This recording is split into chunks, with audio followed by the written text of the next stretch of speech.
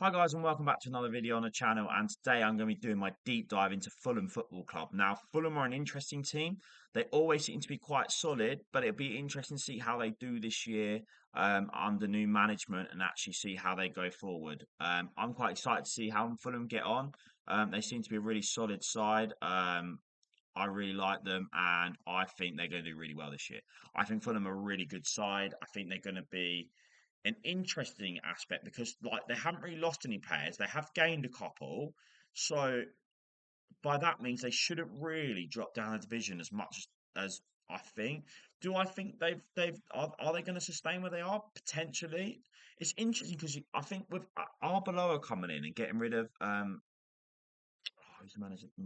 Marco, can't remember his name.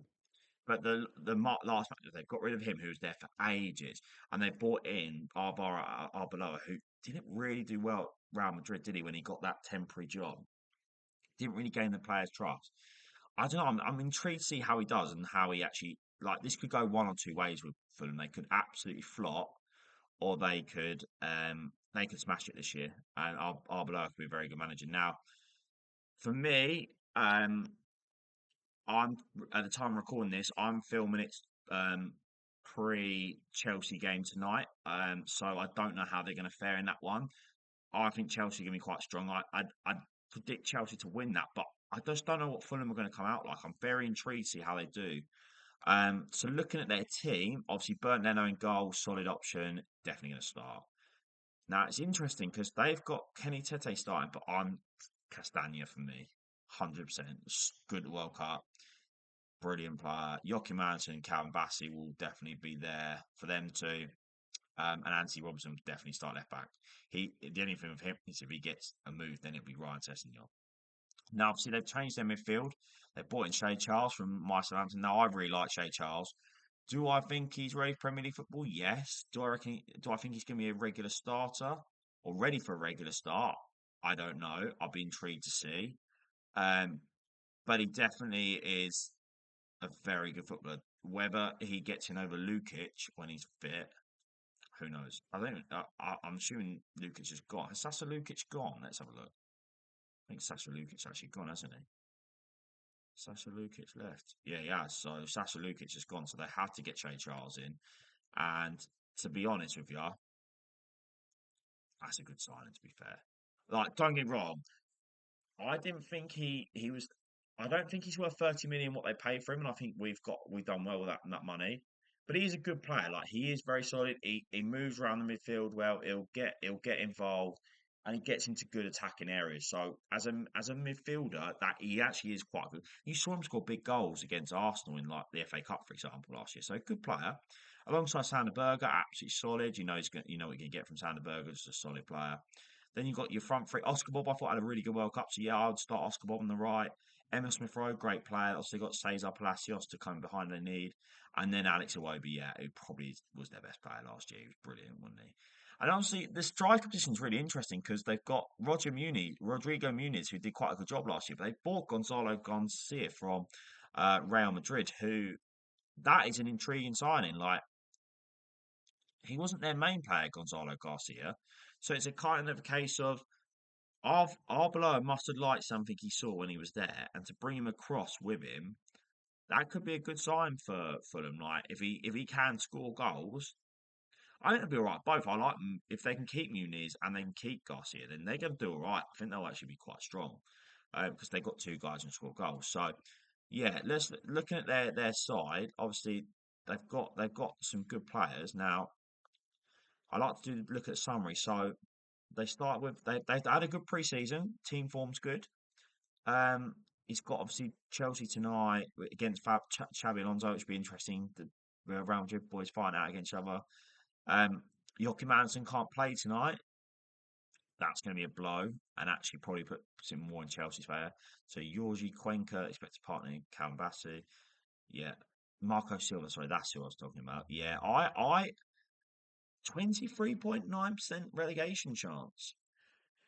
No, this is it with Fulham, isn't it? It's all going to be about can they recover and actually go well under this new manager. Because people would have said this about Brentford last year when they lost Thomas Frank and then Keith Andrews went in. Like they would have said, "Oh no, they'll struggle under Keith Andrews. Like they'll fall apart." But it doesn't necessarily mean they will. And it's not like Fulham have got a bad base to move on. They've got some great players at Fulham. So it's just a case of if Arbeloa can get his style across, get Fulham playing well, and pick up points, then they'll be all right, Fulham. I think they'll be fine. There's way worse teams in the division than Fulham, to be brutally honest. But it is going to depend a lot on how Arbeloa does it, Fulham. If they start really bad, if they get pumped tonight, 4-5 nil, I'll be intrigued to see how long Arbeloa lasts, to be brutally honest with you. If they actually get if it's a close game or a draw, or they pick up a win, then I think they could go and do quite well. A lot is going to hinge on tonight because I think either way, there's going to be pressure on Arbeloa because he hasn't got that credentials as a manager elsewhere. So where sometimes managers get benefit of the doubt because they've done something elsewhere, he hasn't yet. So I think there's going to be a lot of pressure on Arbeloa if he doesn't get this right. Now, don't get me wrong, they could be really good, and they've got some great players. Like I like Fulham. It'd be interesting to see who they've got coming in. Should we have we'll have a look at see who they've got coming in. So they're talking about a new centre half coming in. There's no real rumours. I mean, if you look, we're 24th, and this last one was 18th of August. Their room, so they're not massively linked. They might bring a couple of players in the end. I could see them going for an even 1 year, to be honest, because like they love that Arsenal link with like Emil Smith Rowe, etc. So yeah, I don't know. They've been linked with a few players, but it's a bit worrying. I thought they'd be linked with more. Now, hopefully, they're not linked with many departures. Kevin's been linked with a move to Roma. Again, that's in. So they're not really going anywhere because that was all like back in early August. So they're kind of a set squad for them now. It's whether other teams have improved enough that actually Fulham drop down or Fulham could sustain performance. They've got some good players in there, and it'll be interesting at the end of the window if they still got this squad like completely similar to what it was last year. Because I think they've basically kept the same core squad but added a couple of additions, which is kind of what you want as a team that's finishing mid-table in the league. Because you'd hope you just keep moving up. So yeah, it's going to be an interesting one. So I'll go through my team now. So obviously for me, easy Burn Leno. I think that's quite pricey. I think when you think of Jordan Pickford's £14 more over the whole season, Burn Leno won't get you German. I don't think they have European football, do they? No, they don't. So I don't really think no European football there. So I'm just checking October. Yeah, no European football there. So I don't think that's that good a value for money personally. Defender, I'm probably going to go. Ooh. Now, Calvin Bassey's a solid option. Timothy Castagna is a good option. I like Castagna. I think he's a good player. If you can guarantee he's going to play regularly, he is a good option because he is actually a really good. He was good at the World Cup for Belgium, in my opinion. Um, but Anthony Robinson is their main defender, and my only worry with Anthony Robinson is if he moves on. That's literally my only thing. If he stays, great player. Does pick up a few bookings. Always passed for a few bookings, but he scores it. He has got some good scores. Like he's a good player. So if it was me, knowing what I do, I'd probably go Anthony Robinson just because I really do like Anthony Robinson. But Calvin Bassey would be my backup or Castagna, like at £10. You know what? No, I'm going to sit on the account like Castagna. I like Castagna. I think he have a good season. Midfield. Now, for me, it's probably going to be Emil Smith Rowe because if he's playing that 10, like he came I just don't know. I think Emil Smith Rowe could have quite a good season this year. Shay Charles, I don't think will score as well here as he did at Southampton. Tanner Burr's all right. But for me, Emil Smith Rowe at £6, I think it's really good value. I really like that. And then forward line, I'm definitely going to here. I'm definitely going for Alex Iwobi. He's my number one, 100%. He's the one that's got the high 90 scores in him. Really good player. And then it's really tough because I don't know what's happening with the strikers. But looking at the price, I definitely think Gonzalo Garcia might be the shout then. And a bit of a gamble pump, really, Garcia, because you don't know what you're going to get with him.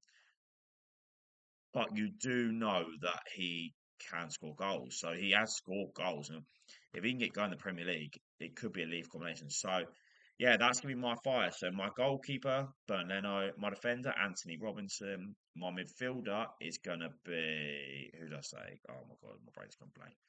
I said to go for Emma Smith Rowe. And then my forward is going to be Gonzalo Garcia and Alex Iwobi. That will be my five man stat. So yeah, I think Fulham will do all right. I don't think they're going to be relegation candidates personally. I think I think they're still too strong for that.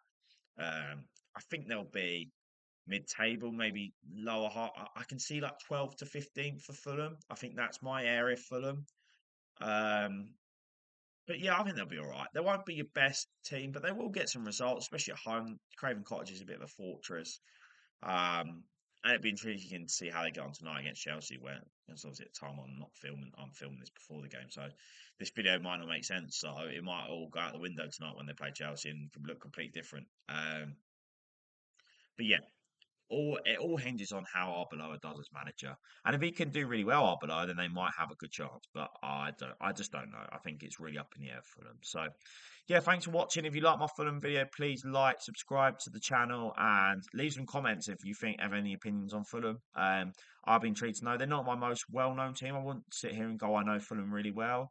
But yeah, I really like what Fulham have to offer, and hopefully they can do some good stuff. So yeah, hope you enjoyed it, and I will see you on the next video. Thanks for watching.